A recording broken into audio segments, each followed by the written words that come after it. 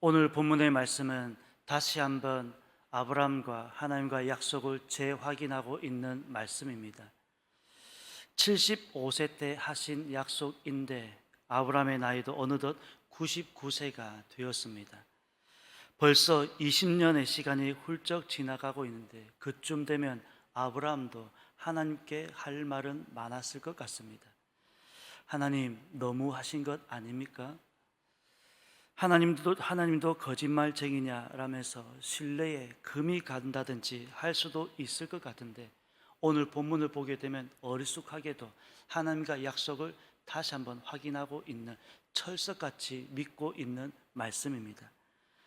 저희들 같으면 벌써 돌아섰을 것 같습니다. 사람 놀리는 것도 아니고, 여러분 그렇지 않습니까? 1년을 기다려도 우리는 많이 기다렸다고 할 수 있는데 벌써 20년의 시간이 흘러가고 있습니다. 20년의 시간이 흐르도록 약속은 전혀 이루어지지 않고 있다면 우리 기대한 만큼 실망도 컸을 것 같습니다. 하나님께서 아브라함을 방문하신 게 몇 번째인지 정확하게 알 수는 없지만, 오늘 본문을 보게 되면 다시금 아브라함을 찾아오신 말씀이 오늘 본문의 말씀입니다. 1절 말씀 보게 되면 여호와께서 마므레의 상수리 나무들이 있는 곳에서 아브라함에게 나타나시니라.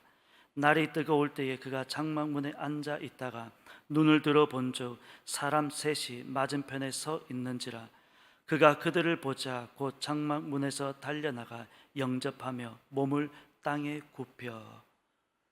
날이 뜨거울 때라고 하면 제일 뜨거운 시간은 점심시간 이후가 가장 뜨거운 시간입니다.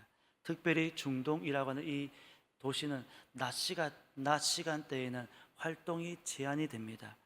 그런 시간에는 잘 돌아다니지도 않습니다. 그래서 아침, 저녁 시간에 활동을 많이 하는데, 오늘 본문을 보게 되면 아브라함은 지금 가장 뜨거운 시간에 문 밖에 앉아 있었다라는 것입니다.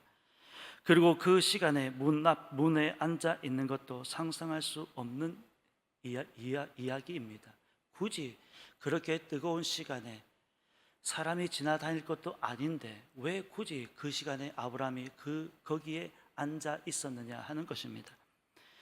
그런 것을 보면 아브라함은 이러한 삶도 일상이었던 것 같습니다. 그리고 지나가는 사람이 있으면 자신의 집으로 초대해서 대접하는 그런 삶이 아브라함의 일상적인 삶이었던 것 같습니다.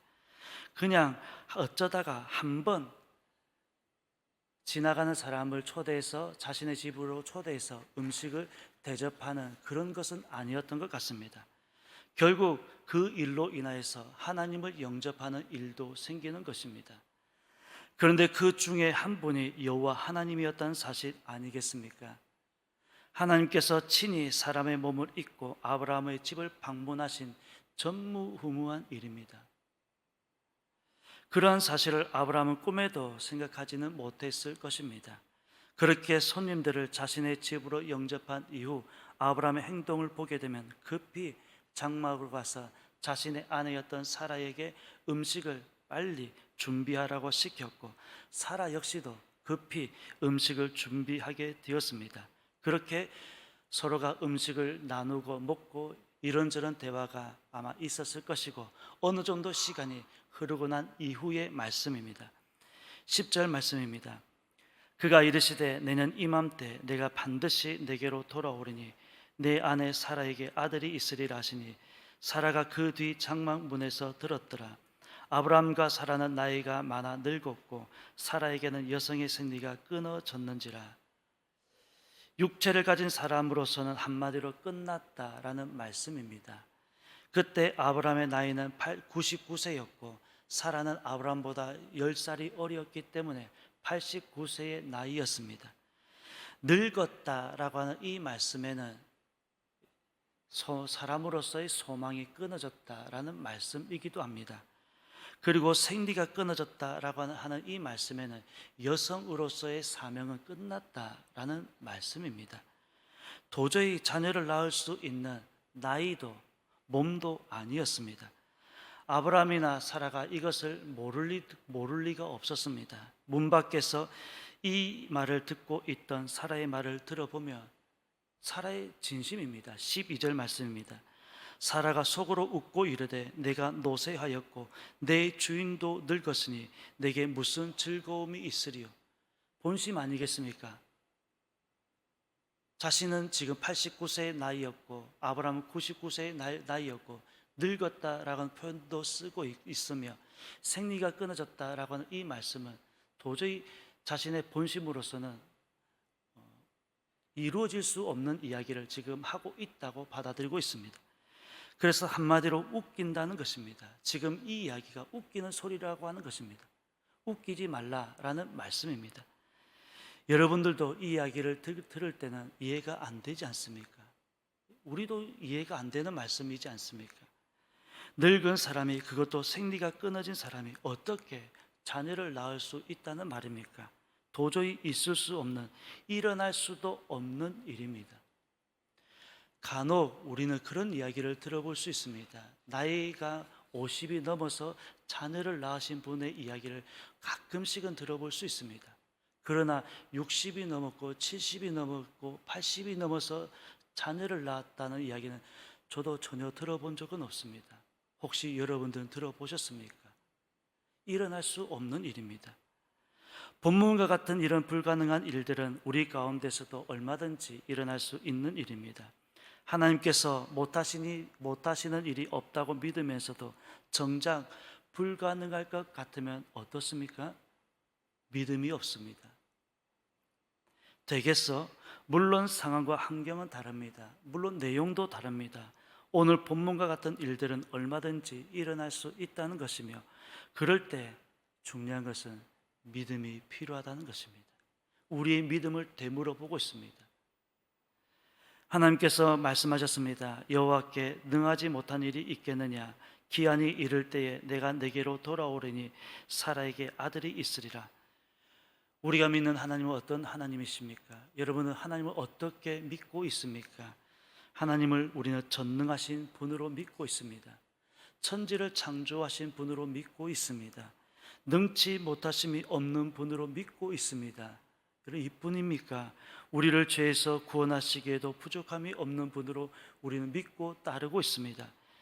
물론 이보다 더 능력이 많으신 하나님을 오늘 우리는 믿음의 주로 고백하고 따르고 순종하고 충성하고 있다는 사실입니다.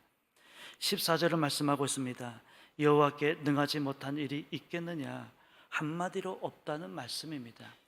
한마디로 하나님은 전능하신 분이시다 라는 말씀으로 이 모든 사건을, 이 모든 말씀을, 상황을 종결짓고 있습니다.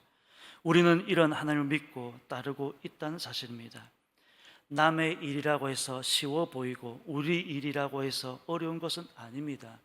여러분, 어려우면 다 어려운 것입니다. 그러나 전능하신 하나님께서 함께 하신다면 아무 문제가 안 된다는 사실을 우리는 익히 알고 있습니다.